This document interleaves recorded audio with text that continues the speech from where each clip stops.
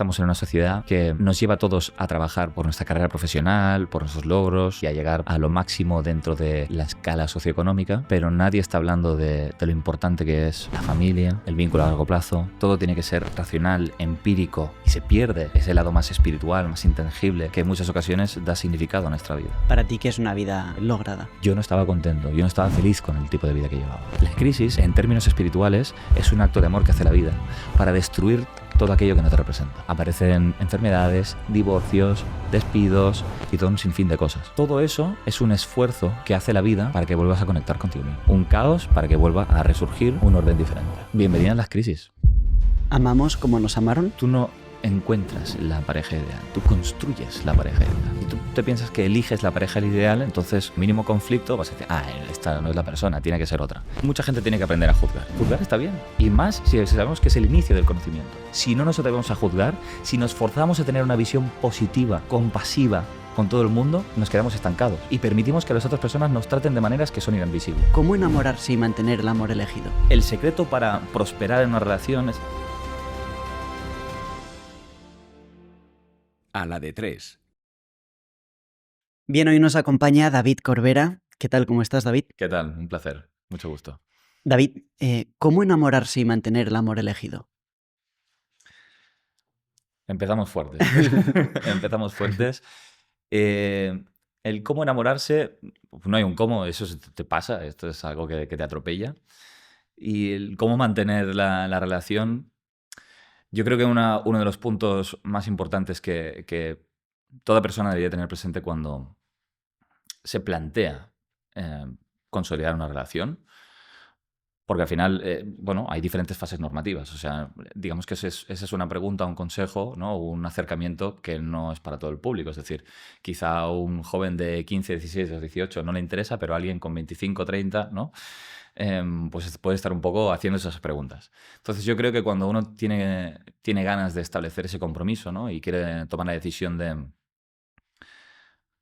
encontrar a esa persona que le acompaña toda la vida, el consejo que yo le daría, que afecta un poco a su predisposición interna a la hora de buscar la pareja, es saber que tiene que acercarse a una persona que tiene que dilapidar absolutamente su sistema de creencias, su ritmo vital, y que tiene que cuestionar muchas de las verdades que hasta ahora uno como persona tiene establecidas. Incluso su estilo de personalidad tiene que cambiar todo. Porque al final, esto lo decía muy claramente Jung, ¿no? Que al final el acercamiento de dos personas encarna un proceso alquímico, ¿no? Hay un intercambio energético, un intercambio de sustancias, un intercambio de ideas, un intercambio de pensamientos y de creencias. Y normalmente la persona de la que te enamoras porque es tu contraparte psicológica. Es decir, siempre te enamoras de la persona que encarna aquello que a ti te falta, ¿no? Y este es un punto muy interesante. ¿Por qué? Porque al final uno tiene que pensar, bien, yo me puedo definir pues como alguien, no sé, muy responsable, alguien aplicado, alguien pues comprometido, alguien fiel, pues alguien muy estudioso, pero también alguien muy reservado, ¿no? Alguien pues que disfruta de su intimidad, de su soledad, que tiene un círculo de amistades pues bastante reducido, ¿no? Yo, por ejemplo, soy bastante así. Si viajas al extranjero y te quedas sin wifi, sin cobertura y sin forma de contactar con nadie, es fácil sentirse vulnerable, pero tranquilo porque tenemos la solución. Con Saily, olvídate del roaming y de las SIM físicas. Con una sola eSIM tendrás conexión en más de 190 países, ahorrando una fortuna en tarifas de roaming. Lo hemos probado y la diferencia es enorme, sin cargos sorpresas, sin buscar wifi desesperadamente, solo con internet rápido y confiable donde lo necesites. Adiós a las filas interminables y a las estafas con SIMs falsas. Solo tienes que descargar la app, elegir tu plan y listo. Además, con Saily proteges la privacidad, bloqueas anuncios maliciosos y evitas rastreos sospechosos. Y aquí va lo mejor, usa el código a la de 3 y obtén un 15% de descuento. Descarga Saily ahora, usa nuestro código al pagar y mantente siempre conectado.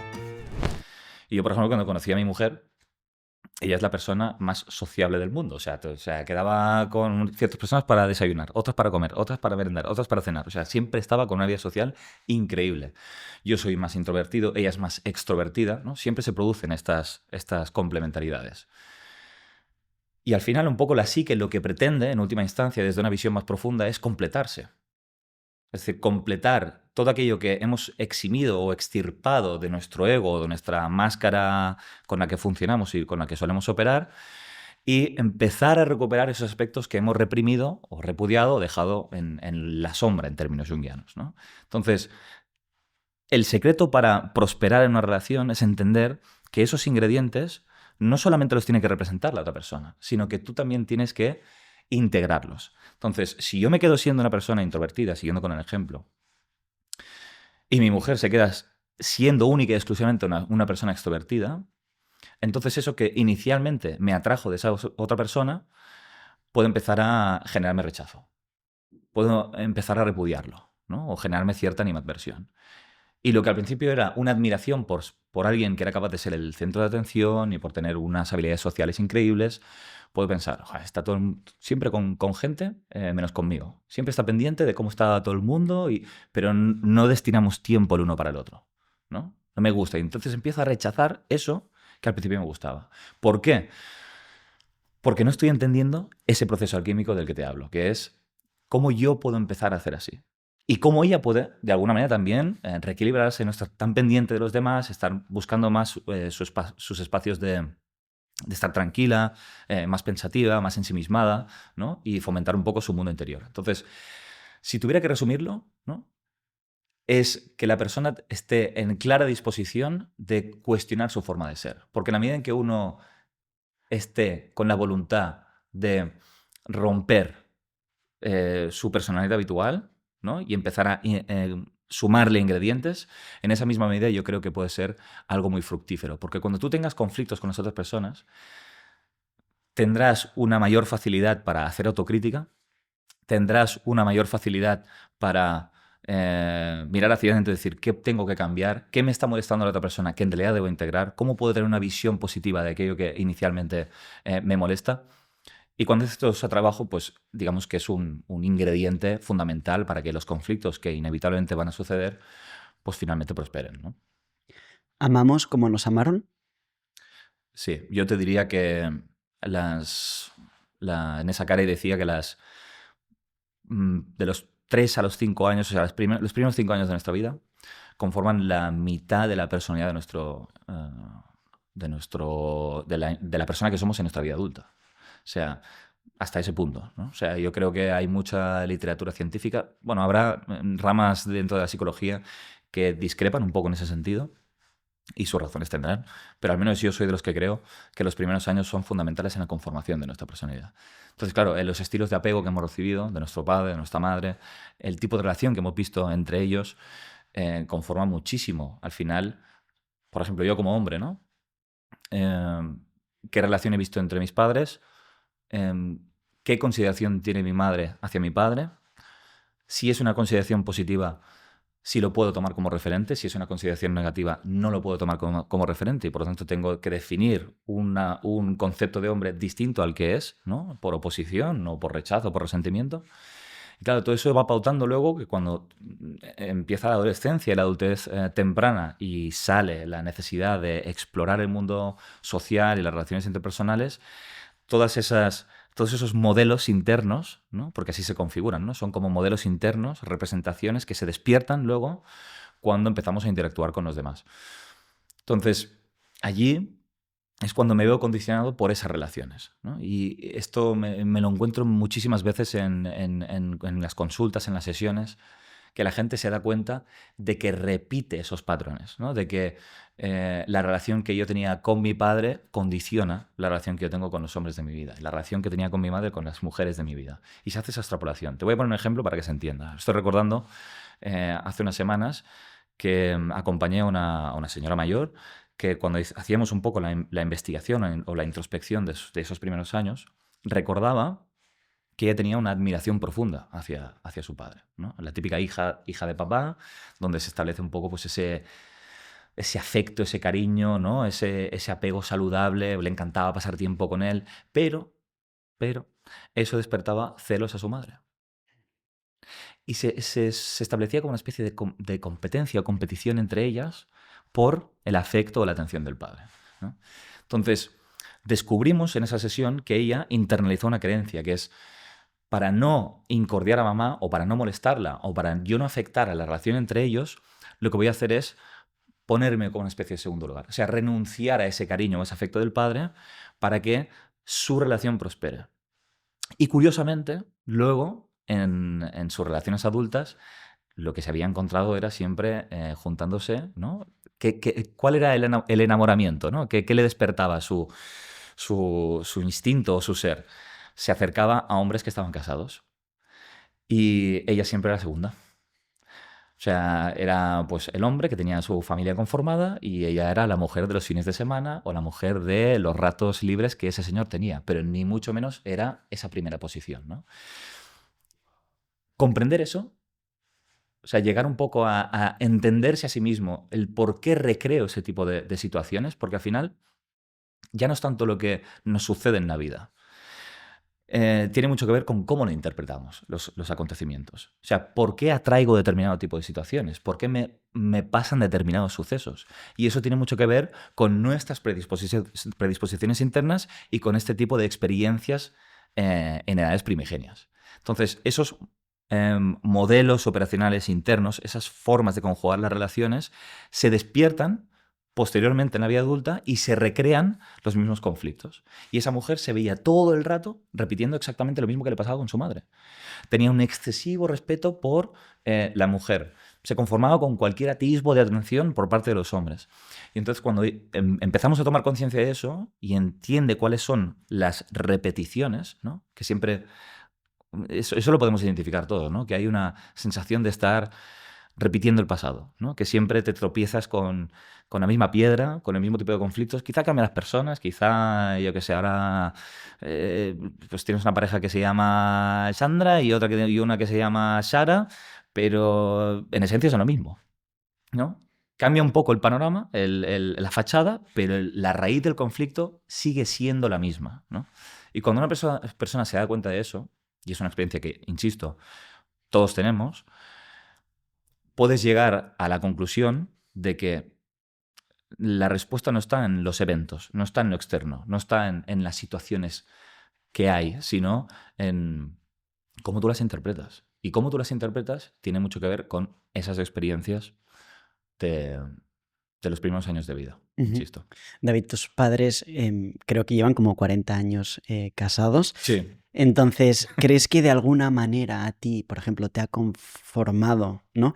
El hecho del vínculo matrimonial de tus padres y de qué manera también afectaría a otra persona que quizá probablemente habrás visto en consulta, el hecho de que pues el padre pues a muy temprana edad se va, o la madre, etcétera? O sea, ¿podrías hablar de cómo nos conforma a nosotros ya desde los 3-5 años, como has hablado Sí. antes, pues la figura paterna, etcétera? Sí.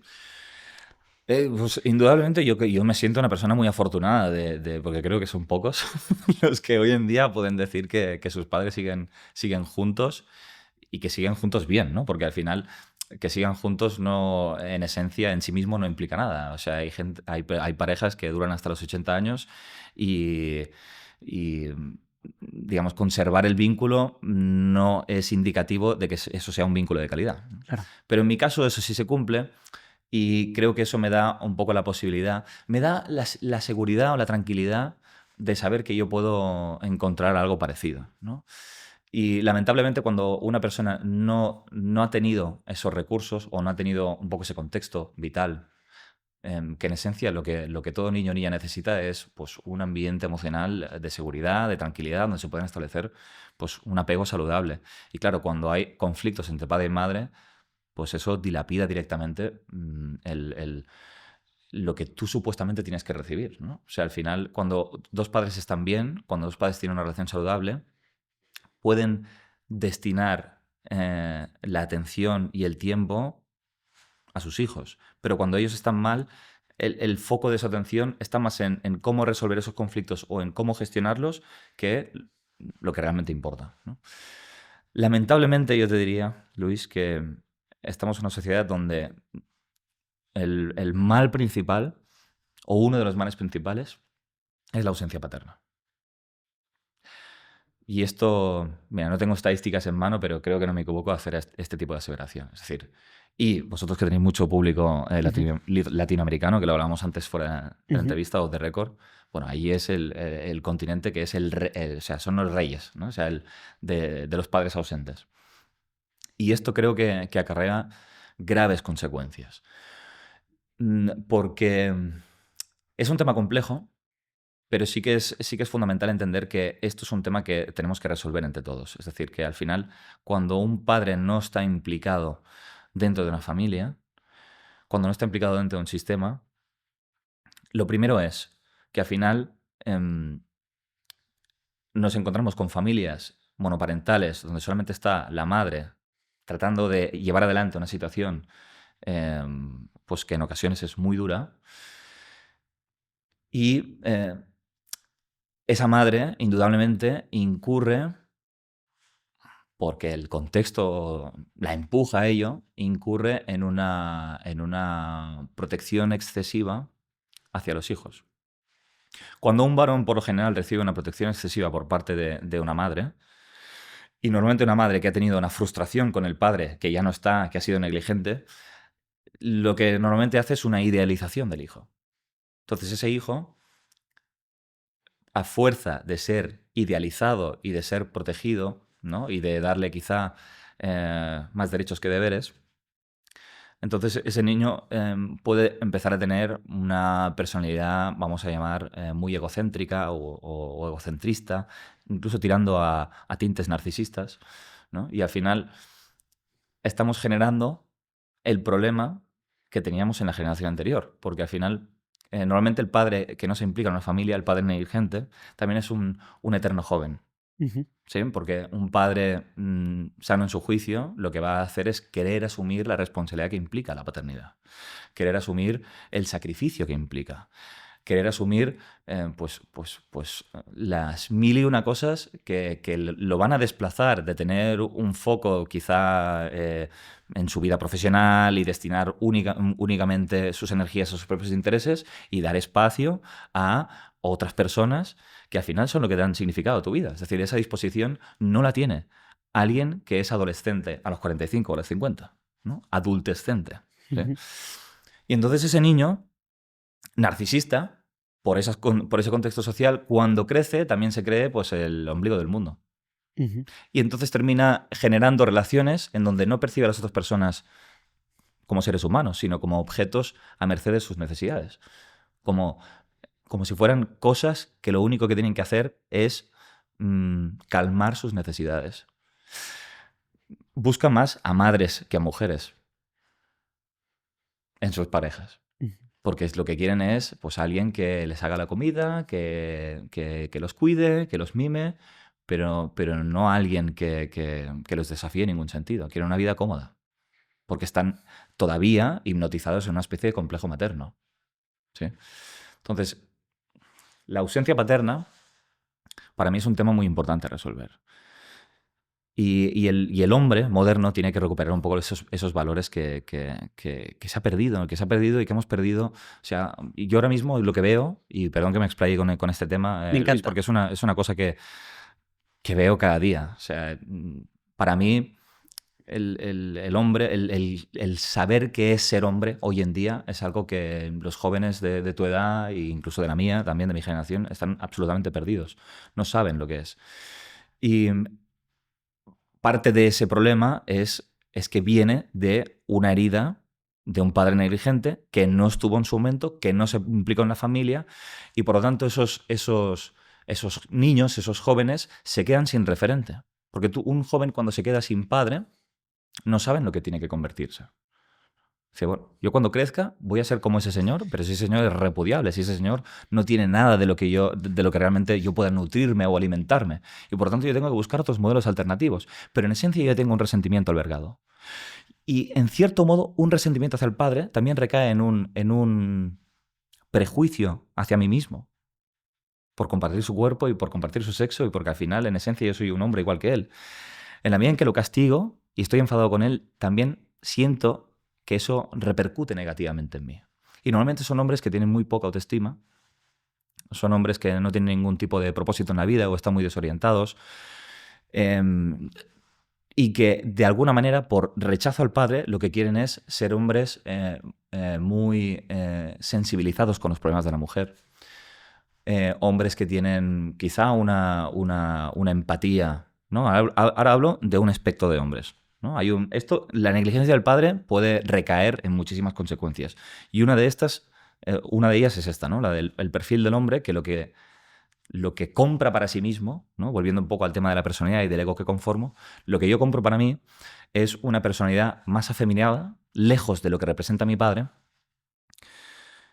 en donde afeminada en el sentido de ser alguien como muy condescendiente, empático, nutridor, cálido, cercano, ¿no? Con interés por el dolor ajeno, y que eso son proezas y son cualidades muy loables, pero que en extremo, si yo solamente me defino para eso, yo no puedo pensar en mí mismo, no puedo pensar en mis intereses.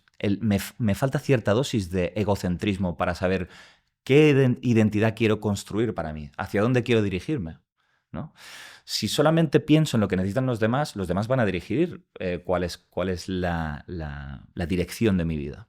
Y son normalmente hombres que se ven impelidos a subsanar los dolores, las heridas o las dolencias de las mujeres de su vida, ya sean parejas, madres o lo que sea, ¿no? Y se ven muy abrumados por toda esa demanda, porque no saben ponerle límites, en contraposición al abandono del padre, ¿no? Tú no supiste atender todo eso, entonces yo lo voy a hacer, porque yo soy un hombre de mejor categoría. Y ese perfil de hombres indudablemente llega a un punto en el que tienen que hacer las paces, en términos psicológicos, una reconciliación con ese padre que no estuvo. Porque al final lo que yo necesito para crecer es empezar a desestimar las demandas femeninas, para poder encontrarme. ¿Sí? Este punto siempre llega. Yo puedo rechazar al padre por lo que hizo. Puedo construirme como hombre en oposición a él y tener la consideración hacia mi madre y hacia las mujeres que él no tuvo. ¿Sí?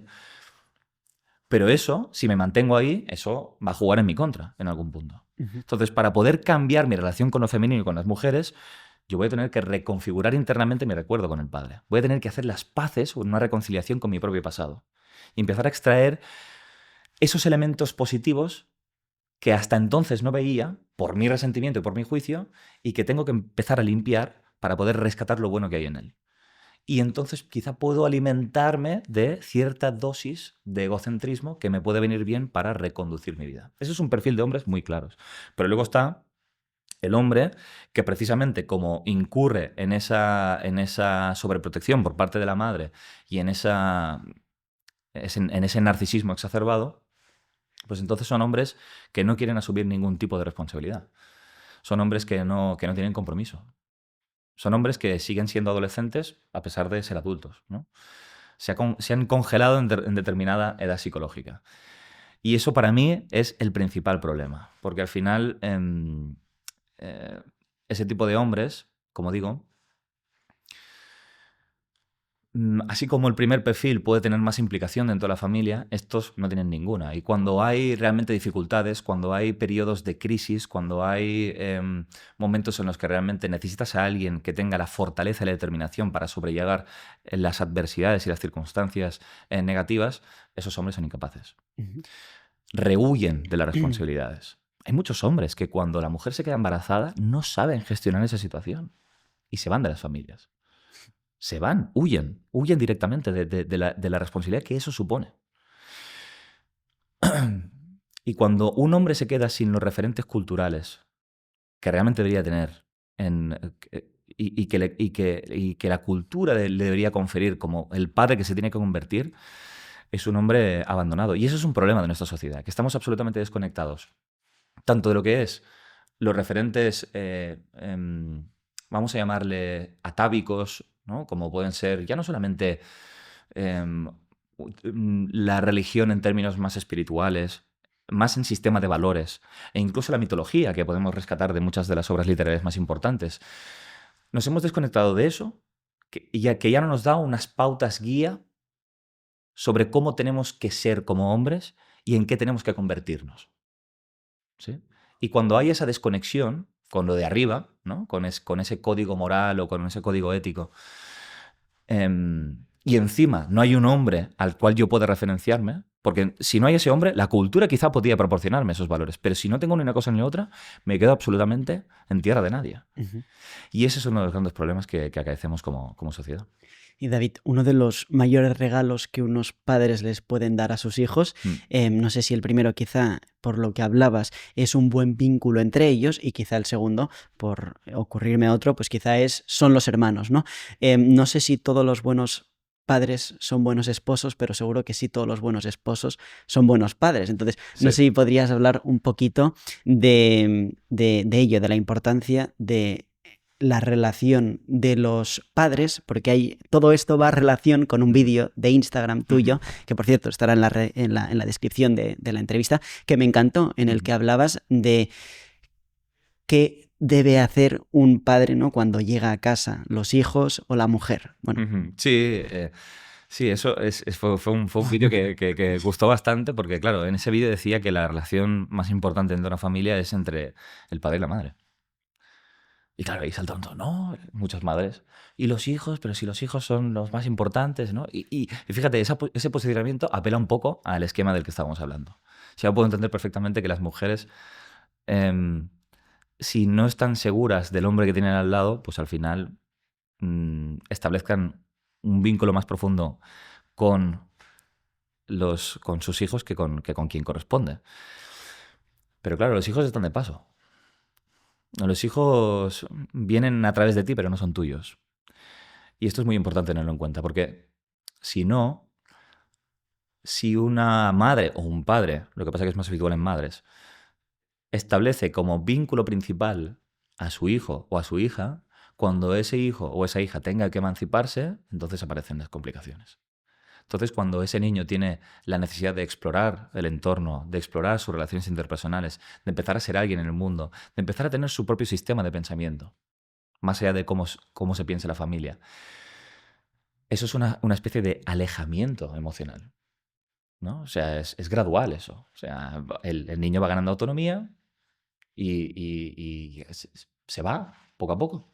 Entonces, si una madre tiene establecido ese tipo de vínculo y dices, no, tú vas a ser, en cierto modo, ¿no?, el aspecto negativo de esto es, tú vas a ser mi compañía, porque este señor pinta menos que el mueble que tengo aquí, aquí colgado.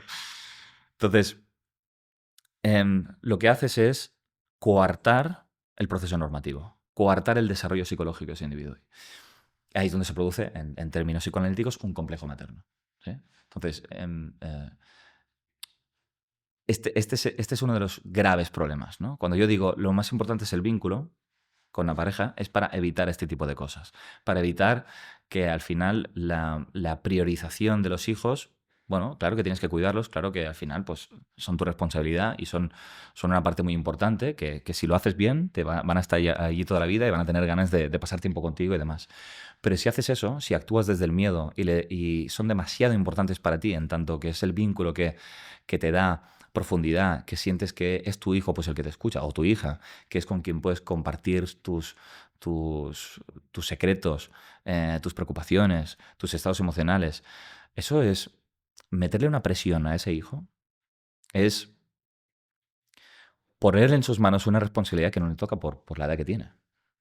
¿Sí? Entonces, el hijo se puede sentir muy especial por ser capaz de sostener el mundo emocional de su madre, pero cuando tenga la necesidad de moverse, de desentenderse, de generar esa distancia emocional, entonces va a tener muchas perturbaciones de muchos tipos, psicológicas y emocionales. De hecho, allí es cuando se producen muchos desórdenes de personalidad, muchos desórdenes alimenticios, muchas cosas, muchas cosas. Se producen en la adolescencia precisamente porque los adolescentes, muchos de ellos, no sienten que tengan la libertad de poder irse tranquilos. Y es una sensación que tienen muchos, ¿eh? Es decir, yo quiero irme de casa y yo quiero, no físicamente, que también, ¿no? Porque ahí cuando te vas físicamente, esto se puede activar muchísimo. Cuando encuentras un trabajo que es en otro país o en otra ciudad, todas esas fases donde tú te vas separando, el complejo tira para atrás, ¿no? Sientes más las cadenas y la sensación de cada vez que me voy, cada vez que me planteo algo que me va a proporcionar bienestar y alimento, no es bien recibido en casa. Esta sensación la tienen muchos, muchísimos. Si te está gustando la entrevista, este es el momento de parar y suscribirte. De verdad, muchísimas gracias porque cada suscripción nos ayuda a seguir creando contenido de valor para todos vosotros. Muchas gracias.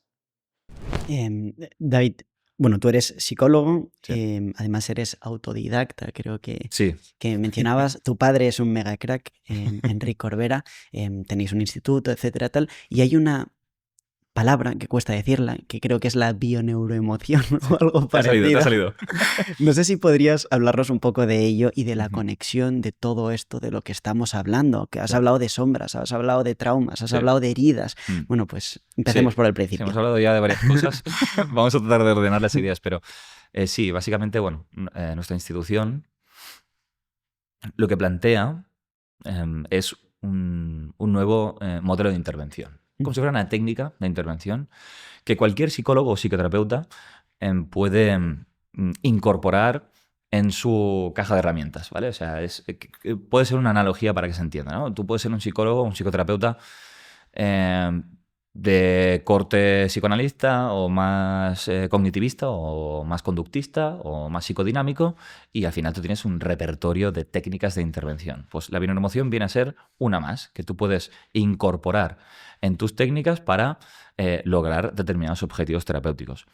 Lo que pretendemos con esta herramienta es favorecer el autoconocimiento, ¿sí? La autoconciencia, por decirlo de algún modo, que es yo cómo funciono, cómo soy y sobre todo, y más importante, por qué soy de la manera que soy. Volviendo un poco al ejemplo que hablábamos al principio de esos esquemas representacionales y de cómo las primeras edades nos marcan muchísimo en cómo interpretamos la realidad de las experiencias y nuestra aproximación a ellas, ¿no? Entonces, la gente, digamos que entenderse, comprenderse cómo funciona ya es un punto de alivio muy importante, ¿sí? Que se consiga.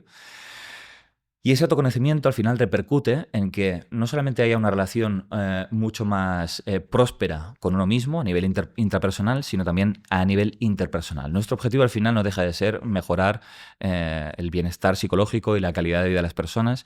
Y de hecho ya hemos podido empezar a sacar las primeras publicaciones científicas. Nada, son modestos diseños cosas experimentales con las muestras de nuestros alumnos, pero ya todo empieza a apuntar, ¿no?, que nuestro trabajo puede efectivamente mejorar la vida de la gente. Entonces, cuando uno empieza ese viaje de introspección y empieza a entender cómo se ha construido y cuáles son las experiencias que más le han marcado, entonces puede empezar a cuestionar todo eso. Primero, el primer paso es conocer, identificar y luego empezar a cuestionar esas verdades. Volvemos a lo mismo.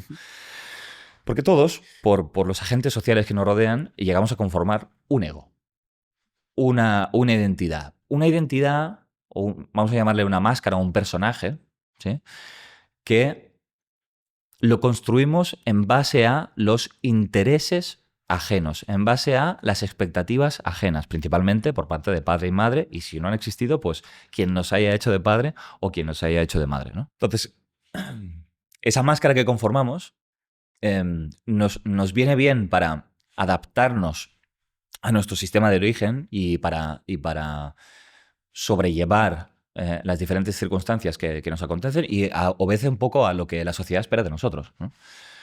Pero llega un punto en el que esa máscara ya nos asfixia. Que ese traje que nos hemos puesto ya nos queda pequeño y que necesitamos alternativas, ¿no? Y en esa búsqueda de esas alternativas sobre qué tengo que empezar a incorporar, cómo puedo ser distinto, ¿no? Cómo puedo empezar a ser una persona diferente, porque ya estoy un poco harto de quién soy y desde cómo suelo funcionar me agoto, soy incapaz de resolver los problemas, estoy un poco desorientado. Siempre hay un poco esa crisis que, sobre todo, se produce en la mediana edad. Jung hablaba de la crisis de la mediana edad, que suele acontecer entre los 35, 40, 45, que claro, llevas tanto tiempo sosteniendo ese personaje, ese ego, esa máscara, que al final has construido un mundo que no te representa, igual que la máscara. Todo lo que construyes desde la máscara, en el fondo no eres tú y no te representa. Entonces, lo que ha pasado es que de toda la posibilidad, de todo el espectro de la personalidad, lo podemos imaginar como un círculo, ¿no? Como si fuera el todo o lo completo. Yo he comprado solamente una parte del pastel. Y desde ahí funciono y opero. Pero todo lo demás lo he rechazado y no lo represento por considerarlo negativo, inadmisible, etc. ¿Cómo puedo yo recuperar esos aspectos? ¿Cómo puedo yo identificar cuáles son? ¿Cómo puedo volver a integrar mi personalidad y ampliarla nuevamente? Porque tenemos que partir de la base de que el objetivo terapéutico en muchos casos es llegar a una personalidad más íntegra, más completa, más bien organizada. Mientras esté más escindida, ¿sí? Y solamente represente un resquicio de toda esa plenitud, eso lo sufro, eso adolece mi bienestar, mis relaciones, todo, ¿no? En cambio, si yo integro más atributos, integro más características, eso me proporciona más equilibrio mental y psicológico, más flexibilidad y más capacidad de adaptación a las circunstancias porque tengo más registros y más formas de solucionar una cuestión o de tener más posibles aproximaciones. Entonces, partiendo de esa base, ¿cómo puedo yo volver a ir metiendo elementos dentro de mi personalidad para ir ampliando y para ganar, pues eso, en plenitud y en flexibilidad? Una de las claves que siempre digo es presta atención a tus enemigos. La gente que no soportas. La gente que más rechazas. La que te genera más animadversión. La que dices, este tío no lo aguanto, esta mujer, lo que sea, ¿no? Siempre hay alguien. Y ese alguien, ¿por qué lo rechazamos? Porque precisamente representa esas cualidades que tú mismo reprimes en ti. Juzgarás a esa persona en la medida en que tú reprimas esos estados o esos atributos. En la medida en que tú los empieces a incorporar, ese juicio se deshace. Por lo tanto, la otra persona no es un enemigo en última instancia, es una especie de bendición o aliado, porque te está ayudando a recuperar o a pensar qué es lo que tú necesitas que vuelva a ti para mejorar tu equilibrio. ¿Sí? Esto con un ejemplo se va a entender, pero este, digamos, es lo que apela al mecanismo de la proyección, que básicamente esa sombra personal que hemos acumulado, a fuerza de querer extirparla de nosotros, la proyectamos en los demás. Y solamente podemos recuperarla prestando atención a esas personas que nos generan esa animadversión, como digo. Entonces, imagínate que alguien... Tú, por ejemplo, Luis, que te ves un tipo, pues eso, recto en tus principios, responsable, ¿verdad, ¿Ah, sí? verdad que lo eres, ¿no? Bueno, no sé. Que eres alguien, pues, bueno, o sea, vamos a hablar más un poco de ese aspecto de la persona, pues eso, ¿no? Responsable,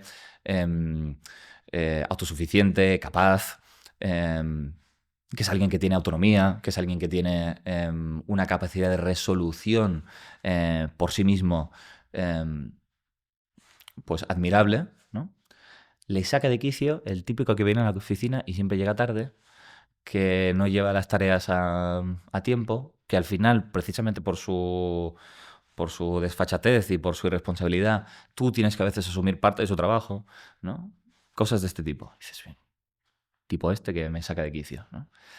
Entonces, ¿cuál es la invitación que hacemos nosotros? Empezar a leer eso en términos positivos.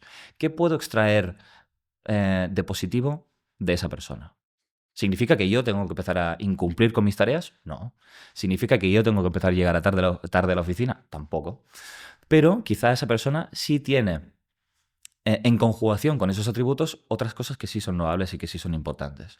Como por ejemplo, cierto, vamos a llamar, relativismo a la hora de darle mucha importancia a las cosas. Quizá es un tipo más despreocupado.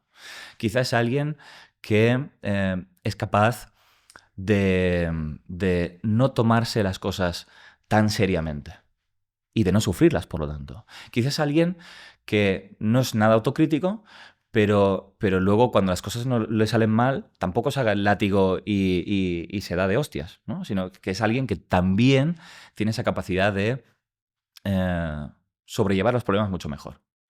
¿Sí? Entonces, si lo ves así, dices, quizá yo me he conformado en esa persona responsable, ¿no? Y además, quizá ese también, cuando tiene un problema, es capaz de levantar la mano y pedir ayuda. Y en cambio, yo siempre pienso que tengo que resolver las cosas por mí mismo. Entonces, cuando tú empiezas a ver esas aristas de su personalidad que sí son buenas y que no veías precisamente por tu juicio excesivo, porque las personas no son buenas ni son malas, son las dos cosas. Son buenas y malas. Si tú ves solamente una persona mala, tu visión está sesgada. Lo estás interpretando de forma negativa. Si ves a una persona solamente buena, igual. Entonces, uno de los trabajos que sobre todo pretendemos hacer con Avinamoción es tener una visión más imparcial con la gente. Entonces, cuando tú eres capaz de ver las dos caras de una persona, significa que estás limpiando tu juicio. Y entonces es cuando puedes recuperar esos aspectos que tú necesitas para poder completarte. Entonces, tú vas a ser una persona que entonces vas a poder ser autónomo, eficaz y resolutivo, pero si no eres capaz de encontrar respuestas por ti mismo, vas a poder apoyarte en los demás, vas a poder empezar a tener criterio, o sea, incorporar el criterio de otras personas, a levantar la mano si lo necesitas. Si un día las cosas no te salen tan bien, pues no te vas a fustigar, no te vas a lamentar, sino que vas también a darte el permiso de fallar. Todo eso que podías aprender de él y que no lo aprendías precisamente por ese juicio excesivo. Ujú. ¿Sí? Y David, ¿cómo conocerme a mí mismo para saber hacia dónde debo ir y luego también cómo ser una persona completa? Claro, tú te puedes conocer precisamente, o sea, el indicativo de saber dónde estoy es fijarte en tus relaciones interpersonales. O sea, yo precisamente el punto de inicio que siempre invito a hacer a todo el mundo es este justamente. Porque normalmente te vas a definir en contraposición a lo que odias.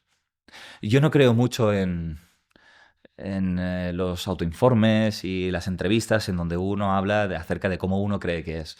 Porque al final la persona siempre enaltece ciertas cosas de él, esconde cosas que no quiere ver, ¿no? Y trata de, digamos, trata de proyectar una imagen que sea socialmente adecuada y aceptada según sus términos, ¿no? Y además hay cosas que nos definen que somos incapaces de identificar porque son inconscientes. O sea, ¿cómo sé yo cómo soy? Bueno, vincúlate. Tú no te puedes llegar a conocer en soledad. No puedes hacer eso. Entonces, la forma de conocerte, la forma de saber cuál es el siguiente paso que tienes que dar, es lo que acabamos de hablar. O sea, ¿dónde está esa persona que tanto odio, tanto me molesta, etcétera? Además, esto es el argumento de cualquier película y de cualquier historia. De hecho, Joseph Campbell, el antropólogo y mitólogo, decía que uno empieza el monomito, el viaje del héroe, que todos conocemos, con un enemigo. O sea, con alguien que encarna los aspectos negativos. Si no hay ese alguien, no se inicia el viaje de autodescubrimiento. Es decir, yo qué sé, esto podemos basarnos en cualquier película. El Señor de los Anillos, Frodo. Frodo está tan tranquilo en su aldea, en la comarca, y de repente pues hay un tipo que se llama Sauron que la está liando pardísima en el otro lado del mundo y que él tiene que hacer algo al respecto. Si no existe ese enemigo, él no tiene por qué moverse. Él no tiene por qué cuestionar su ritmo vital. Que eso traducido es cuestionar tu identidad. Entonces, gracias a esas personas que inicialmente nos generan rechazo, es como podemos llegar a ser más completos.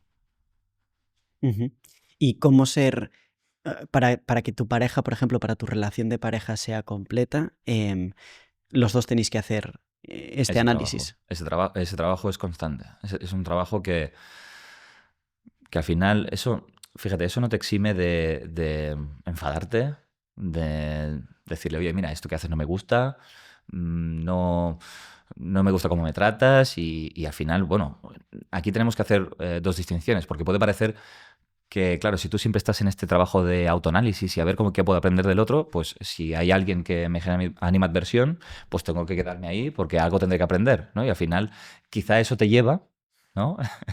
en un extremo a sostener relaciones de maltrato o relaciones que realmente no sientes que sean para ti. O sea, este trabajo psicológico va por un lado y la relación en términos físicos va por otra. En ese sentido, si por ejemplo alguien nos está escuchando y dice, no, es que, a ver, mi marido, vale, todo lo que tú dices está muy bien, David, es verdad que, pues, me vas a un ejemplo, ¿vale? Imagínate una persona, una mujer, que pues que recibe maltratos. ¿Sí? El otro día también estaba con una mujer que llevo 25 años casada y mi marido me habla mal, o sea, me insulta y a veces me pega. Llevo 25 años así. Entonces hicimos todo ese trabajo acerca de la sombra, cómo, fíjate, ¿qué puedo aprender de un modelo de hombre así? Volvemos a lo mismo, ¿no? Mucha gente se puede hacer esa pregunta. Pues hay un punto de agresividad y de violencia que nosotros tenemos que incorporar, que es saludable para nosotros. Hay una agresividad adaptativa y saludable. Porque una agresividad adaptativa y saludable te permite, por ejemplo, ser disidente en algunos momentos, tener una opinión contraria a la mayoría, ser capaz de hablar a pesar de que sepas que eso no va a gustar, pero no por eso te calles tu opinión, ¿no? Defender tus intereses, que al final defender tus intereses siempre es en oposición a alguien que no quiere defenderlos, ¿no? O sea, defender tus límites. Todo eso requiere de cierta dosis de agresividad, que a esa mujer precisamente le faltaba, ¿no? Entonces, claro, uno puede hacer ese entendimiento acerca de qué cosas yo puedo identificar, qué cosas tengo que mejorar, tengo que empezar a entrenarme y ponerme a ello. Pero eso no significa que yo tenga que quedarme en esa relación. O sea, yo puedo comprender cuál es mi aprendizaje, pero no tengo por qué tolerar el maltrato, las vejaciones de otra persona. Yo puedo hacer todo ese trabajo de introspección y de autoconocimiento separándome de esa persona. Incluso por mi bien y por mi integridad física y emocional. Entonces, lo destaco porque a veces la gente lo confunde, ¿no? Y a veces se queda la gente pues en, no, claro, no tengo que culparlo, no tengo que juzgarlo, porque en realidad eso tiene que ver conmigo y eso tiene que ver pues con un aprendizaje que está incompleto y que tengo que hacer, ¿no? Y en el mundo espiritual te vas a encontrar un montón de cosas así. No juzgues, no culpes, trata de comprender, y sí, todo eso está muy bien, pero a veces sí que tienes que juzgar, a veces sí que tienes que odiar. Es más, fíjate, si no juzgas y no odias, ¿cómo puedes aprender? Si yo estoy diciendo que al final el secreto está en nuestros enemigos, si nadie nos genera animadversión, si no nos atrevemos a juzgar, si nos forzamos a tener una visión positiva, compasiva con todo el mundo, nos quedamos estancados. Y permitimos que las otras personas nos traten de maneras que son inadmisibles. Ujú. Entonces, el primer paso siempre es juzgar. Juzgar está bien. Y más si sabemos que es el inicio del conocimiento. Ahora bien, tú no puedes mantener un juicio o un resentimiento demasiado tiempo, porque entonces eso va en tu contra. Pero cuando tú pones foco y objeto de tu juicio, entonces ya sabes que esa persona tiene un aprendizaje para ti. Si no juzgas, no lo sabes. Y esto lo recalco porque hay mucha gente que dice, no, el problema soy yo. No, el problema es que yo no soy incapaz de hacer no sé qué, o soy incapaz de tal, o es que me trato fatal. Y yo siempre les digo, sí, está muy bien. No, es que esto tiene que ver conmigo. Claro que tiene que ver contigo. Pero ¿quién te molesta? ¿Con quién tienes un problema? Mucha gente tiene que aprender a juzgar. Y a partir de aquí, evidentemente, ¿no? Esto parece un consejo un poco extraño, ¿no? Es bueno juzgar. Pero para alguien que no es capaz de hacerlo, sí es importante. O sea, para alguien que no es capaz de reconocer y de decirse a sí mismo, oye, es que estoy en desacuerdo con mi madre, con mi padre, con mi pareja. O sea, es que no me parece bien lo que están haciendo y no soy capaz de decirlo o de expresarlo. Esa parte es muy importante, ¿no? Es parte del proceso terapéutico. Luego está el que tú le des la vuelta a ese resentimiento. Y como digo, el juicio es el inicio del viaje. Lo importante de esto, lo que quería recalcar, es que la persona tiene que separar muy bien ese proceso de recuperar aspectos en nosotros, de aprender qué partes positivas puedo rescatar de esa persona que me molesta. Todo eso es un proceso de crecimiento personal que la otra persona puede acompañarte y puede entender. Y tú puedes compartir y decir, mira, cuando haces esto, pues me molesta, ¿no? Y no me gusta que me trates así porque me hace sentir de esta manera, etc. Y la otra persona puede acompañarte en ese proceso. Y si tú se lo dices, porque hay gente que, claro, yo no se lo digo, yo no lo comparto y por lo tanto no le doy posibilidad de cambio a la otra persona. Y tampoco estoy dando la posibilidad al vínculo de que crezca y de que prospere. O sea, a la gente hay que decirle lo que a nosotros nos molesta de ellos, porque entonces les damos la posibilidad de hacer algo al respecto. Pero si yo no digo nada, entonces la otra persona se piensa que todo está bien. Entonces, esa capacidad de manifestarlo con dosis de autocrítica, que es un poco de todo esto que estamos hablando. ¿Que la otra persona no responde así? Pues entonces yo voy a aprender más allá del vínculo. Y esto nos lleva a otra gran verdad, que es que los vínculos de calidad no tienen tanto que ver con el tiempo que duran. ¿sí? Porque la sociedad, y al final lo que todo el mundo busca es un vínculo pues, a largo plazo, etcétera. Y sí que es verdad que hay estudios que denotan que la capacidad de una persona de mantener un vínculo a largo plazo, eso también habla de su integridad, de un buen nivel de organización psíquica, etcétera, ¿no? David, perdona, pero el doctor Enrique Rojas nos decía, no creo en el amor eterno, creo en el amor que se trabaja día a día. Exacto. Entonces, esa línea, ¿no? Literaria es muy importante y al final, ¿por qué? Porque significa que una persona está en disposición de destinar energía a un vínculo, destinar tiempo a un vínculo. Jung decía, en la sociedad moderna es muy triste porque la gente pelea en sus trabajos, pero no pelea en sus matrimonios. Allí abandona, ¿no? Toda esta parte que muy bien comentabas. Pero eso no significa que un vínculo que no haya durado tiempo no sea valioso. Porque si yo he podido aprender cosas de esa persona, ya he ganado. O sea, yo ya soy una persona más completa o más íntegra a pesar de que eso haya durado o no. Lo digo para la persona que diga, hostia, pero yo soy incapaz de mantener más de un año o una persona, o más de 6 meses, o más de 2 años. Bueno, no necesariamente eso tiene que ser un fracaso, siempre y cuando podamos entender y hacer este proceso psicológico, entender cómo yo puedo ser una persona más amplia, más plena, ¿sí? Y cómo eso me va a ayudar a afrontar de una manera mucho mejor los vínculos que vayan a venir a partir de ahora. Y David, ¿qué hay de esas personas, esas parejas en las que uno de los dos intenta cambiar a la otra persona? ¿Eso es posible? ¿Eso es bueno? Bueno, supongo que la respuesta es, ya te la puedes imaginar, eso no deja de ser la actitud infantil y adolescente de la que hablamos al principio, de considerar que el otro es la causa de tus males. Y de que si lo otro cambiara, pues entonces tú estarías bien. Si el otro fuera de otra manera, entonces problema resuelto. Es una posición un tanto arrogante, porque significa que tú no tienes ninguna tara, ningún problema, ni nada por resolver. O sea, en la medida en que uno quiere cambiar el otro, es incapaz de ver los problemas que tiene él. O sea, ¿no? Cuanto más quieres cambiar, más ciego eres hacia ti. Y precisamente el narcisista, en tanto encarna esa actitud adolescente, siempre juzga a los demás, al contexto y al entorno, como la causa de sus males. El adolescente tiene una actitud proyectiva. La persona madura es capaz de hacer justamente lo contrario, de cuestionar su forma de ver las cosas antes de juzgar rápidamente las circunstancias. Entonces, una persona que hace eso, probablemente estemos en un perfil de persona infantil e inmadura, que no es capaz de cambiar absolutamente nada y que no desea cambiar nada, que lo único que desea es que las personas se ajusten y se adapten a lo que esa persona necesita. Y esto, fíjate, así como decía que la mujer adolece de sobreprotección, esto es un problema más de los hombres. O sea, hay más hombres infantiles que mujeres infantiles, aunque las hay, ¿eh? Pero el hombre necesita de referentes culturales más que la mujer, sobre todo para ejercer su paternidad. Porque en el mundo animal existen machos, no padres. En el mundo animal sí existen madres, pero padres no. La paternidad es una invención social. Es algo que genera la cultura. Y de hecho, cuando la cultura no le proporciona a los hombres que la conforman unos referentes sobre cómo tienen que convertirse, volviendo un poco al punto anterior, el hombre se comporta de manera más instintiva y más animal.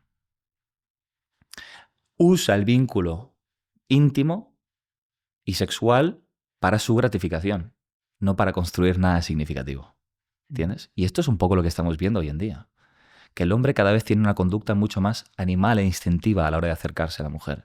Por eso cada vez aumentan violaciones, abusos, incestos y todo este tipo de cosas que surgen precisamente porque el hombre tiene una regresión en su conducta sexual, porque no hay un código paternal que le sirva de referencia. Volvemos un poco a lo mismo de esa desconexión con esos modelos de referencia, modelos guía. Y no hace falta que seas cristiano, católico o religioso en algún sentido. Lo puedes encontrar en las grandes historias que nos han acompañado siempre. Y te voy a poner un ejemplo. un ejemplo de una imagen mitológica, de una imagen de lo que yo considero que es una buena representación de lo que debería de ser la paternidad y de que los hombres tienen que recuperar. Es una imagen que se habla en la Ilíada de Homero. Ujú. Y hay un libro magnífico de Luigi Zoja que se llama El gesto de Héctor. Que el título del libro viene a ser pues la gran imagen que a muchos de nosotros hoy nos conmueve, que es cuando Héctor, el príncipe de Troya, tiene que enfrentarse a Aquiles, que en ese momento pues no hay guerrero más temido que él.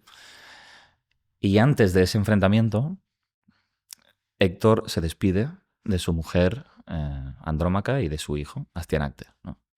Y la imagen, el gesto de Héctor, ¿cuál es? Cuando toma en brazos a su hijo y lo eleva, ¿no? Lo eleva por encima de él. Lo cual ya en términos psicológicos esto es importante. ¿Por qué? Porque un padre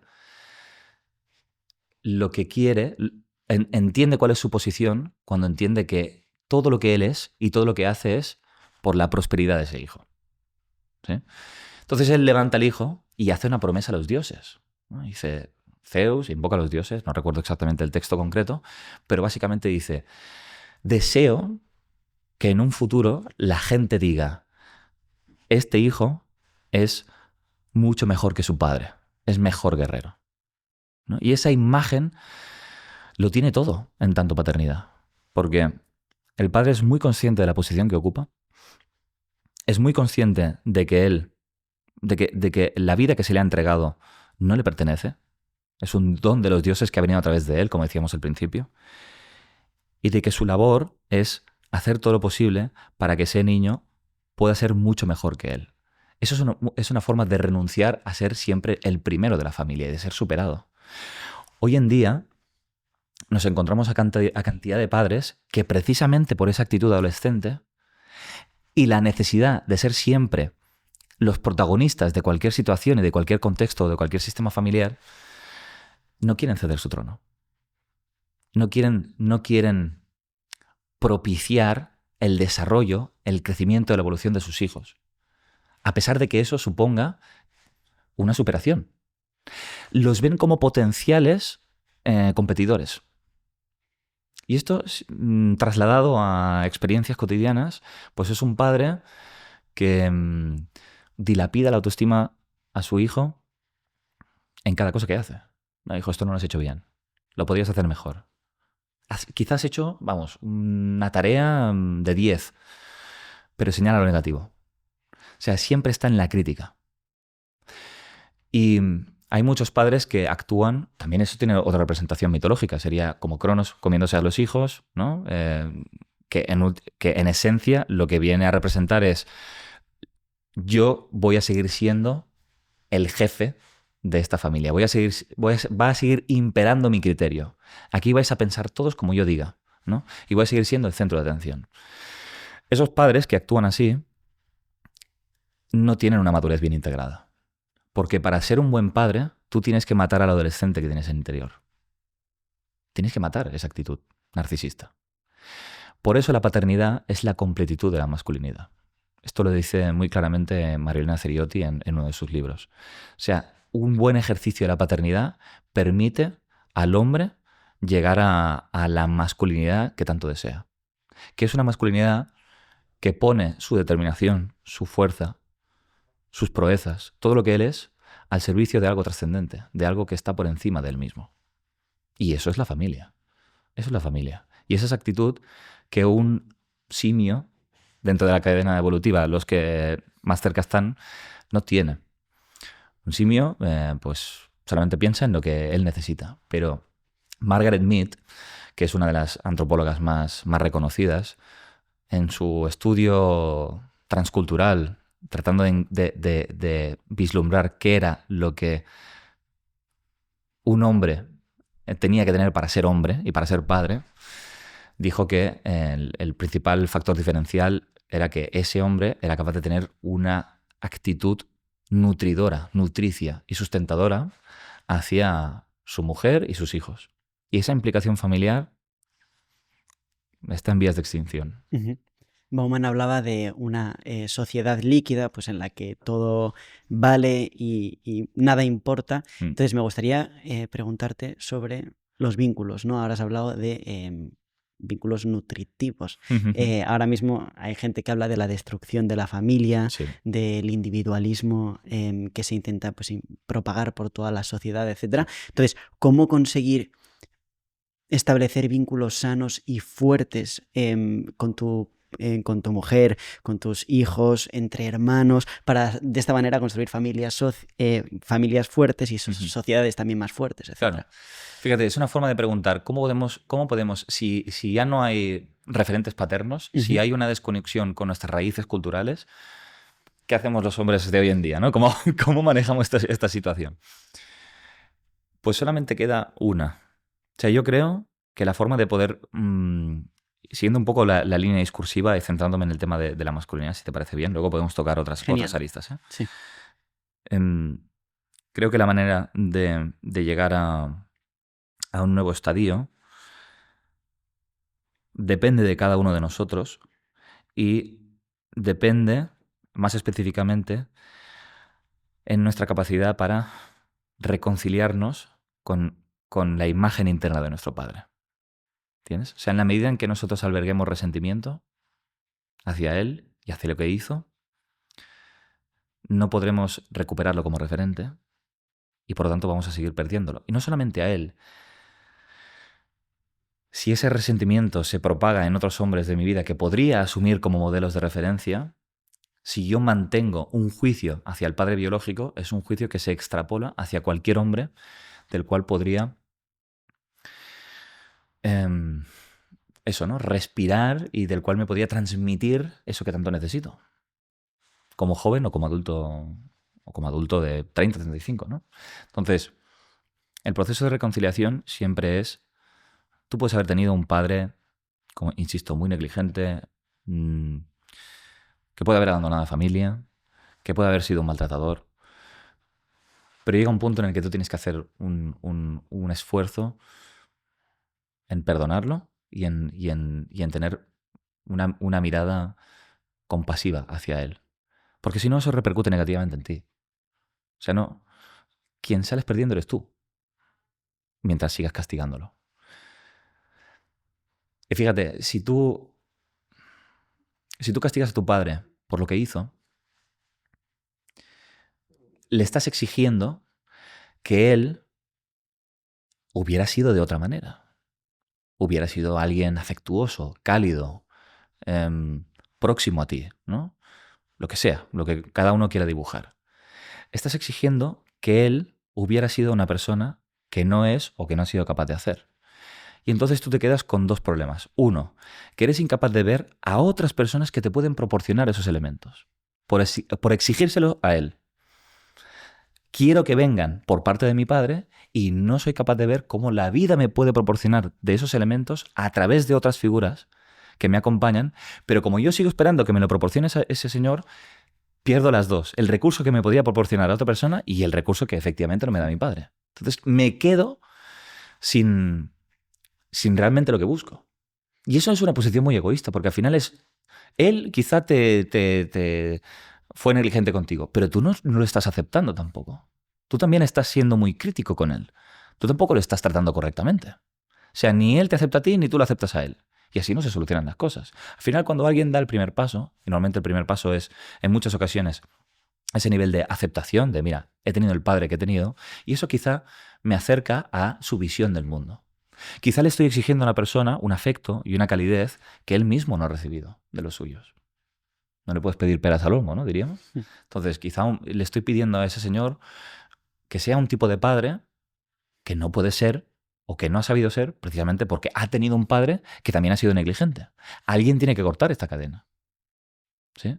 Y la persona que se hace estas preguntas, la persona que realmente quiere tener una visión diferente, es la persona que tiene los ingredientes necesarios para cortar esa cadena de toxicidad. Entonces, cuando somos capaces de entender esto, de que al final la sanación está en nuestras manos, de que no podemos seguir esperando que nuestro padre nos proporcione aquello que no nos proporcionó, de que sigamos teniendo ese tipo de juicios, entonces hacemos el ejercicio del revés y dices, voy a yo proporcionarle la aceptación, el cariño, el afecto, el entendimiento, la compasión que él no supo darme. Y eso no significa pasar más tiempo con él o empezar a abrazarlo si no te apetece. O sea, da igual, eso lo puedes hacer desde tu casa solo, tranquilo. Pero entonces podemos rescatar nuevamente el lado positivo de él. Imagínate a un padre que abandona a su familia. Si yo soy un hombre que me cuesta poner límites a los demás, que los demás son muy insidiosos y infiltrantes conmigo, porque no soy incapaz de proteger lo que para mí es importante, mi posición en una empresa, mi sitio en un lugar, cuando estoy con los amigos, soy incapaz de expresar lo que siento, la gente me invade, ¿no? Siempre estoy un poco al servicio de los demás. El abandono que él provocó en mí, le puedo dar una vuelta, le puedo dar un giro positivo y decir, ok, quizá mi aprendizaje está en yo desentenderme de los demás.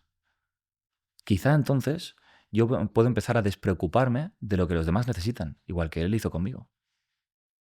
Quizá ese es el recurso que yo ahora necesito para poder superar los conflictos que hoy en día tengo en mi vida. En lo que más juzgo. Jung hablaría del oro de la sombra. O sea, la caja de Pandora, allí está el tesoro que más necesitas. ¿Dónde está el recurso que más necesitas para superar tus conflictos? En donde no quieres mirar. En lo que más juzgas. Y allí, cuando ves el lado positivo, volvemos a lo mismo, ya no ves a un padre que es Cronos. Ves a un padre con sus fallas, con sus flaquezas, con sus debilidades. Ves a un ser humano, no a un ogro al otro lado. Entonces, estás recuperando el padre en ti. Estamos recuperando en última instancia el padre en la sociedad. Y yo puedo convertirme en un padre distinto. En tanto me percibo a mí como hombre y a mi padre de manera distinta, de una manera mucho más saludable. Este creo yo que es el proceso que cuanta más gente haga, como colectivo y como sociedad, podremos inspirar y encarnar un modelo de masculinidad y de paternidad completamente distinto al que tenemos ahora. Y esto aplica a todo. Y David, para los que somos creyentes, Sí. hay gente, mucha gente en Sudamérica, ¿no? El Papa Dios, el Barbas, tal. Ujú. Al final es un padre que siempre está ahí. Sí. Entonces, ¿crees que jugamos o juegan con ventaja? Yo creo que sí. Yo creo que sí, porque, fíjate, eso está más cerca de considerar que a pesar de que tú hayas tenido un padre que no haya sido positivo, hay otro que está por encima de él que sí lo es. Y entonces quizá yo he tenido una experiencia muy negativa, pero me queda esperanzas de poder encontrar un modelo diferente. Y ese modelo más transpersonal lo pueden representar otras personas. Está más cerca de subsanar esa herida. Yo creo que sí. De hecho, está más que demostrado a nivel científico como creer en Dios. Será un señor con barba blanca, será una energía que nos sostiene a todos, será una conciencia transpersonal, será lo que sea. Pero esa conexión trascendente es tan necesaria para el ser humano como la conexión con los pares y con otros seres humanos. O sea, hay la misma necesidad de conectar con otros seres humanos que con ese algo trascendente, ¿no? Esto lo explica claramente John Cacioppo en su libro Soledad, se titula, que dice que al final el ser humano tiene esa doble necesidad de conectar con los suyos, de conectar con otros seres humanos, pero también de conectar con ese algo trascendente. Lo llamaremos Dios o como sea, pero eso te da la sensación de estar sostenido, de estar protegido y de que de alguna manera todas las experiencias que vivimos tienen una razón de ser. Entonces, claro, hay una predisposición a leer positivamente cualquier adversidad. Y eso al final es lo que te proporciona, lo que te predispone a hacer todo este trabajo que estamos hablando. David, antes has hablado de el viaje del héroe, entonces me gustaría preguntarte cuáles son los principales dragones que nos encontramos en este viaje, cuáles son quizá las principales crisis, habla también si quieres un poco de trauma. Yo te diría, mira, que hay unos dragones que toman 1000 caras. ¿Sí? En palabras de Joseph Campbell, toman 1000 caras. Y esos dragones son los padres. De hecho, el dragón es una criatura hermafrodita, en tanto integra lo masculino y lo femenino en sí mismo. El dragón no es masculino ni femenino, es las dos cosas, ¿no? Entonces, el dragón arquetípico son los primeros padres. Newman hablaba de que hay dos fases muy importantes en nuestro crecimiento y en nuestro desarrollo, que es la superación, él hablaba del asesinato, ¿no? Podemos hablar en términos de superación de mamá y la superación de papá. Cada uno establece un sistema y establece una relación con nosotros. Y tenemos que superar a ambos para llegar a construir nuestra propia identidad, ¿sí? Entonces, quizá el proceso más complicado es que en un momento dado, a medida que vamos creciendo, por ejemplo, con nuestra madre, que, bueno, podemos tener una relación pues, muy positiva, ¿no? Con sus luces y sus sombras, pero llega un punto en el que al final Jung hablaba de la ambivalencia del arquetipo, que es que tú empiezas a ver el lado oscuro de tu madre. Normalmente aparece ese lado oscuro cuando tú tienes la necesidad de irte. Y la mamá hace lo posible para retenerte, ¿sí? Y te topas con la bruja, es la bruja de los cuentos. La bruja de los cuentos viene a representar es la faceta oscura de la madre, ¿no? O como cuando Hansel y Gretel dicen, mira, esta casa llena de chuches era para que luego se nos comieran, ¿no? Es un poco eso, ¿vale? El lado oscuro de que al final todo eso que parecía que era bueno para nosotros o que lo hacían por nuestro bien, no tiene por qué ser así. Quizá hacían todo eso para obtener algo a cambio. Quizá su sacrificio era para hacerte dependiente. Quizá su actitud de entrega y de disposición a ofrecerte lo mejor era con un precio. Y esto es algo, un velo que en muchos se tienen que quitar, ¿no? Entonces, allí es cuando aparecen los dragones en el camino y uno de ellos es mamá, que empieza siendo la madre biológica, pero que luego esta sensación se puede representar por otras tantas personas. Entonces allí es cuando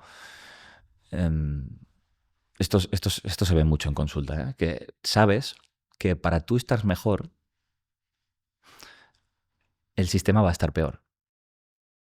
Para tú seguir avanzando, la familia efectivamente va a estar peor. Esto lo demostró la terapia sistémica, lo ha visto por activa y por pasiva. Incluso hay familias que cuando un miembro tiene una enfermedad o algún síntoma y mejora, otro empeora. Como si fuera una especie de equilibrio homeostático que la familia necesita. ¿Por qué? Porque tú al final estás rompiendo roles, estás rompiendo estructuras, te estás planteando otra manera de ser, otra manera de pensar, ¿sí? Y cuando sucede eso, la familia siempre retiene. Siempre va a hacer fuerza para que tú no avances. Porque papá y mamá han puesto muchas expectativas en nosotros para que seamos un tipo de persona. Para que cumplamos determinados roles, para que seas pues aquel que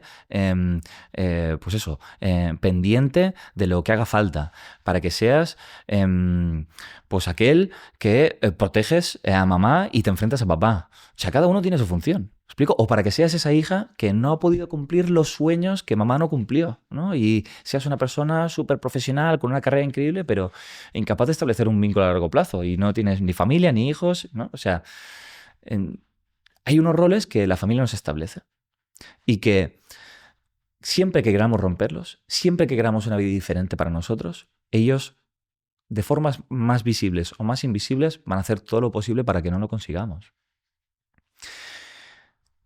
Al menos inconscientemente. Fíjate que visto así, dices, bueno, entonces me voy a quedar quietecito como estoy porque no quiero afectarlos, ¿no? Porque nadie quiere el mal para su familia. Pero si uno entiende que al final la familia siempre te va a proteger de aquellos que ellos consideran peligroso, que tú no te muevas significa reforzar sus miedos. Te voy a poner un ejemplo de una película maravillosa que se llama La joven y el mar, que está basado en hechos reales y es de una nadadora que creo que fue la primera que cruzó el estrecho que va de Gran Bretaña, no, no recuerdo el nombre del estrecho, sí. el que cruza de Gran Bretaña, de Francia a Gran Bretaña. Fue la primera mujer que lo hizo, ¿no? Y la película habla de su biografía. Y todo empieza con un accidente que acontece en su pueblo de que un barco se hunde. Ella tiene como 6-7 años y aparece en las noticias un titular que es: mueren 87 mujeres ahogadas. a 500 metros de la playa. Y entonces ella va y le pregunta a su madre, ¿por qué mujeres? ¿Y los hombres? Y en esa época las mujeres tenían prohibido aprender a nadar. Y entonces ahí se planta una semilla, la semilla de lo que va a ser pues, su propósito vital, ¿no? Hay un momento en el que su madre, cuando ella ya es mayor y ya ha empezado a ganar sus primeros premios y tiene cierto reconocimiento, su madre le confiesa que cada vez que ella se mete en el agua, lo pasa fatal y tiene mucho miedo, porque ella perdió a su hermana ahogada también. Entonces, esto te lo pongo como ejemplo, Luis, de que una madre, esa madre le podía decir, no, no nades, no te pongas al agua, ¿no? Y sus razones tiene para que no hagas eso. Pero muchas veces los límites que una madre o un padre nos impone, en el fondo, son deseos por cumplir de esas personas. ¿Me explico? Te lo prohíben, pero reforzar su prohibición, en tanto tú te quedas sin romper los moldes del sistema, los dejas anclados en sus miedos, en sus limitaciones y en donde todo están. Por tanto, el punto de ser disidente siempre es fructífero, en tanto haces aquello que tú deseas hacer con todo tu corazón. No hay que pensar en lo que la familia espera de mí o cómo yo tengo que ser para que ellos estén contentos. Es cómo yo puedo ser feliz con aquello con aquello que quiero hacer y cómo puedo ayudar al mundo a través de aquello que quiero ser. Eso indudablemente va a ayudar a mi familia, porque al final toda familia, en su sano juicio, quiere ver a hijos e hijas felices, persiguiendo sus sueños. Que no nos lo puedan trasladar, que no nos lo puedan decir o verbalizar, es otra historia. Pero una madre o un padre, en el fondo, van a querer eso para ti, que seas un hijo o una hija feliz. Y si eso tiene que ser lejos de nosotros, bienvenido sea. Si tu felicidad implica distancia emocional con nosotros, bienvenido sea. Pero lo que no podemos hacer es que tú renuncies a felicidad y retenerte a mi lado. ¿Sí? ¿Y qué pasa si renunciamos a cruzar el Canal de la Mancha? Pues entonces tu madre tampoco es capaz de superar sus miedos. ¿Entiendes? Uh-huh. Cuando tú superas los tuyos, ella puede empezar a ver las cosas de otra manera. Ella empieza a perder el miedo. Decía Amado Nermo que el miedo es un deseo al revés. Una madre puede tener mucho miedo a que su hija haga algo de ese calibre. Pero si se lo permite, ella puede crecer a través de su hija. Y así es como la hija honra a la madre. No obedeciendo a sus miedos, sino siendo capaz de desafiarlos. ¿Y cómo pasar de lo inconsciente a lo consciente? O sea, ¿cómo saber qué cosas, ¿no? Creo que también sabes bastante de esto, ¿no? Sí. Hago de manera inconsciente porque es un miedo de alguien que me ha querido un montón. O sea, bueno. Sí. Fíjate, esto, mira, una de las cosas que mucha gente adolece también es, bueno, yo no sé por dónde tirar, ¿no? Me dices, David, que yo persiga mis sueños, pero es que no tengo ni idea de cuáles son, no tengo ni idea de cuál es mi propósito, ¿no? Que va un poco en la línea de lo que preguntas, ¿no? De cómo superar esos miedos, ¿no? ¿Cómo identifico lo inconsciente en mi vida, ¿no? ¿Cómo identifico ese camino que realmente deseo emprender? Me vi una frase de Jung que para mí viene muy al caso, que dice que si el camino por el que andas es cómodo y no hay obstáculos, probablemente estés en el camino de otra persona. ¿Sí? ¿Eso qué significa? Que tu camino siempre va a ser, como va a ser desafiante para tu sistema, normalmente te vas a encontrar resistencias. Externas e internas. Externas en forma de, hijo, no hagas eso, vigila, me gustabas mejor antes, lo que sea, ¿no? Verbalizaciones de este tipo, o miedos, ansiedades, ¿no? Entonces, si una persona no sabe cuál es la dirección que quiere emprender, no sabe cuál es el propósito que quiere alcanzar o la dirección que quiere tomar, eso nos pasa a muchos, pero todo el mundo sabe qué miedos tiene. Todo el mundo lo sabe. Todo el mundo sabe, se puede imaginar, yo qué sé, hablando en público. ¡Buh! ¡Qué miedo! O emprendiendo un proyecto, o yo qué sé. Me imagino vosotros cuando empezasteis con el canal que, claro, dudas y las infinitas, y ansiedades y miedos, todo, ¿no? Entonces, cuando estamos a las puertas de ese miedo, creo firmemente que ese miedo establece el límite de lo permitido y lo prohibido que te da el sistema. Vamos a usar otra película. Venga, ya que estamos con películas. Me encanta. Rey León. Sí. ¿Vale? Rey León, Mufasa le dice a Simba, hijo, todo esto que ves es tuyo, pero no pases por ahí, o sea, ¿vale? Allí se acaba tu reino y no te puedes ir al cementerio de los elefantes porque allí peligro, oscuridad, etcétera, ¿vale? Hienas. Correcto. ¿Dónde empieza la vida de Simba? Allí. Porque mientras yo me mueva por todo el perímetro que mi padre ha establecido para mí, yo estoy en un camino que otro ha dispuesto para mí. No me salgo de las normas, del status quo. El héroe, en esencia, lo que hace es ampliar horizontes, ampliar perspectivas, proporcionar vida o insuflar vida a aquello que se está quedando sin, ¿no? Y a veces la respuesta para que el reino crezca y prospere está en los sitios que están por descubrir. Entonces, mientras yo me mueva por aquí, ¿no? Mientras Simba se mueva por aquí, pues nada, es la persona que todo el mundo espera que sea. Pero si tú siempre haces aquello que todo el mundo espera que hagas, tú no te puedes conocer. Entonces, cuando cometo errores, ¿son errores míos o son errores dictados por otra persona? Cuando yo pienso y hablo, ¿son realmente pensamientos y sentimientos míos o son simplemente un altavoz del pensamiento de otra persona? Entonces, en lo prohibido está el inicio de nuestro recorrido, ¿no? Y entonces, cuando uno siente miedo, es que está en esas fronteras. Está a punto de hacer un paso que lo puede transformar y que puede empezar a experimentar nuevas facetas de su ser que están por explorar. Entonces yo le diría a todo el mundo, como recomendación, que persiga sus miedos, que no sus sueños, persiga sus miedos, porque quizá entonces al otro lado de ese miedo puedo encontrar una vida que realmente es con la que sueño. Uh-huh. Y también, bueno, sí, espero que los padres sigan diciéndole a los hijos que no metan los dedos en los enchufes. Eso sí. Con los... Eso, hay cosas, digamos que hay fronteras que no hay que cruzar. No, pero ojo que al final la función de un padre y una madre también es contener. Uh-huh. O sea, no tienen que decir, bueno, pues entonces yo no pauto nada a mi hijo, no quiero limitarlo en ningún sentido. No, al contrario, o sea, uno tiene que establecer límites, estructura, pautas, porque eso también le da una identidad al hijo, ¿no? Uh-huh. y una forma de operar y unos principios morales y toda una serie de cuestiones. Pero habrá un punto, sobre todo en la adolescencia tardía, que al final el adolescente quiere empezar a pensar por sí mismo. Uh-huh. Ahí es donde se producen todas las peleas dentro de las familias, ¿no? Entonces, si un padre y una madre son capaces de ver esto desde esta óptica que estamos hablando, los conflictos van a acontecer igual, pero seguramente se van a tomar de una posición mucho más relativa y mucho más relajada, porque van a aceptar que el hijo empiece a pensar de otra manera diferente a como se piensa en casa. ¿Y cómo reconfigurarnos si, por ejemplo, con 35 o 40 años de repente te das cuenta de que has estado viviendo la vida de otros y no la tuya? Mira, si llegas a esa edad y has estado viviendo la vida de otras personas y no la tuya, la vida ya se va a encargar de destruir todo aquello que no te representa. John Aldrich tiene otro magnífico libro que se llama Salvaje de Corazón. Uh-huh.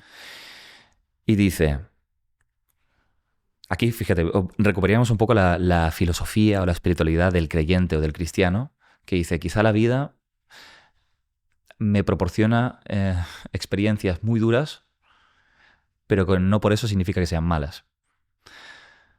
Que sea duro o que sea malo es un juicio mío. Y quizá me toca cuestionar eso, ¿no? Y a veces lo que me parece bueno no es positivo. Porque quizá me parece bueno porque me es cómodo, ¿no? Entonces, una persona que llega a esa edad y ha construido una vida que no la representa, aparecen las crisis. La crisis, en términos espirituales, es un acto de amor que hace la vida para destruir todo aquello que no te representa. Aparecen enfermedades, divorcios, despidos y todo un sinfín de cosas. Pero si tú siguieras por ese camino, si la vida te dejara seguir por ese camino y mantener la estructura vital que tú has conformado, eso sí realmente te destruiría. Y cada vez estarías más lejos de ti mismo. Pero cuando la vida viene y se carga todo, en forma de enfermedad y en forma de este tipo de circunstancias, entonces solamente te toca hacer un reconocimiento, una aseveración, que es: yo no estaba contento, yo no estaba feliz con el tipo de vida que llevaba. O sea, estaba tan lejos de mí mismo que entonces la vida me iba como iba. Cuando una persona está muy enferma en términos psicosomáticos, esa persona está muy lejos de su cuerpo, de su corazón y de lo que emana de él.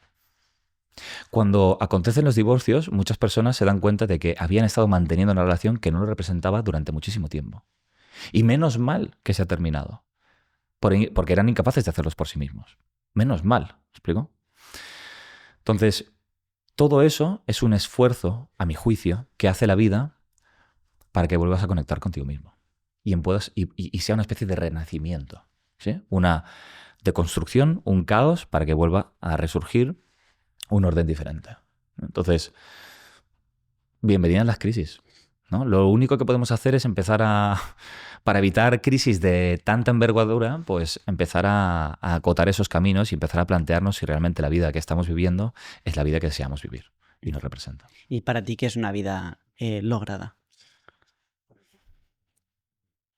Gran pregunta. Una vida lograda creo que es una vida de entrada, fíjate, voy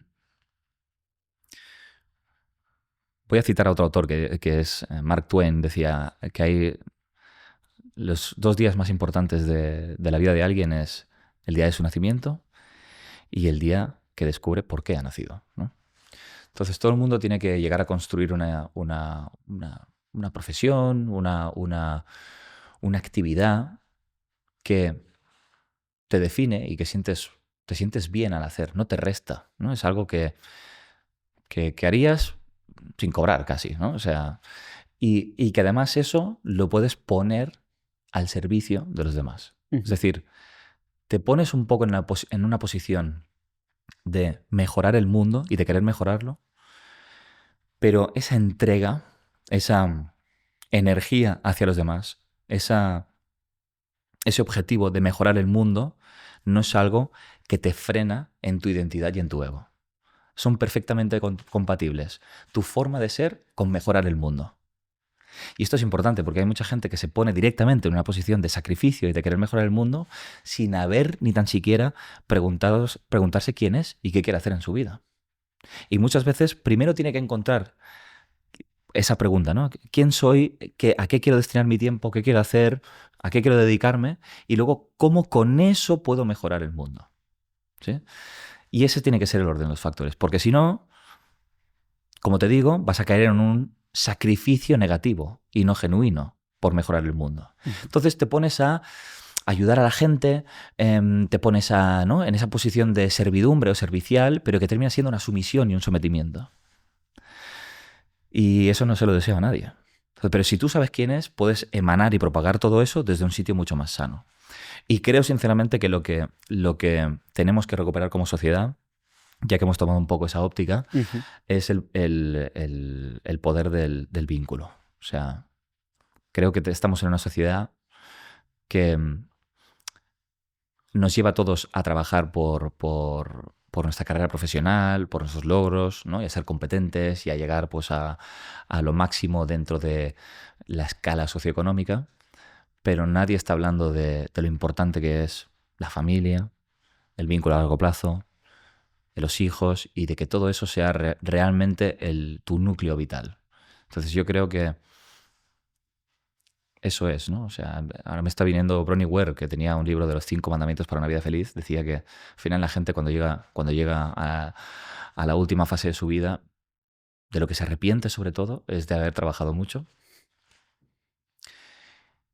de haber destinado su vida a lo que las otras personas esperaban de ella y no lo que realmente ella quería para sí. Y creo que si tenemos esos 2 mandamientos bien claros, cada uno puede realmente construir una vida saludable y equilibrada. Y la decisión más importante de nuestra vida es escoger bien a la persona con la que la vamos a vivir. Hombre, yo te diría que sí. Yo te diría que sí, porque al final vas a pasar muchas horas con esa persona, mucho tiempo. Y Y fíjate, ya no es tanto elegir bien, porque entonces parece que hay ese alguien que tiene esos elementos que son los que tienes que buscar, ¿no? Tú no encuentras la pareja ideal, tú construyes la pareja ideal. ¿Sí? Pues si no, si tú te piensas que eliges la pareja ideal, entonces a la mínima frustración que haya o al mínimo conflicto vas a decir, esta no es la persona, tiene que ser otra. Y vas a seguir buscando. Pero si tú sabes que la persona ideal se construye en el camino, entonces la fórmula cambia completamente. Volviendo un poco a las palabras de Enrique y a lo que decíamos antes, ¿no? Entonces, la relación se construye, ¿no? Y la pareja ideal es la que llegas a tener cuando hacemos todo el trabajo del que hemos hablado, efectivamente. Pues ya para terminar, David, no sé qué consejos darías a toda la gente que escuche esta entrevista y luego, si quieres, o a modo de consejo, si pudieras escribir un mensaje en el cielo o en el sol o donde quieras para que lo viera toda la humanidad, ¿cuál sería? Qué responsabilidad, ¿eh? Yo te diría que como colectivo, como cultura y como individuos, tenemos que empezar a recuperar la esencia de lo femenino, ¿vale? Y me voy a explicar. Creo que estamos en una cultura, como he dicho ya en varias ocasiones, adolescente, del yo y ya, ¿no? Que queremos sencillamente enfocarlos en lo que nosotros necesitamos, en nuestra carrera, en nuestra profesión, que eso no deja de ser reforzar nuestro ego, y estamos dejando de lado el aspecto cualitativo más importante. Estamos en una cultura que se enfoca en los resultados en lugar de disfrutar del proceso. Estamos en una cultura que enaltece lo cuantitativo por encima de lo cualitativo. Estamos en una cultura donde todo tiene que ser racional, empírico, constatable, y se pierde ese lado más espiritual, más intangible, que en muchas ocasiones da significado a nuestra vida. Estamos en una cultura muy enfocada en el yo y muy poco enfocada en el otro. Y creo que al final todos en nuestra justa medida tenemos que hacer un viraje hacia esas cualidades para transformar una sociedad que de alguna manera recupere lo que nos hace enteramente humanos, que es los vínculos sociales. Yo creo que si la persona empieza a entender que ese es el aspecto más importante, entonces el orden de prioridades, ¿no?, que establece en su vida, creo que va a ser el adecuado. Ese sería. Pues eso es todo, David Corbera. De verdad, muchísimas gracias por haber estado este rato con nosotros. Ha sido un placer. Si te ha gustado esta entrevista, tenemos otra por aquí que te va a encantar. Muchísimas gracias. A la de 3.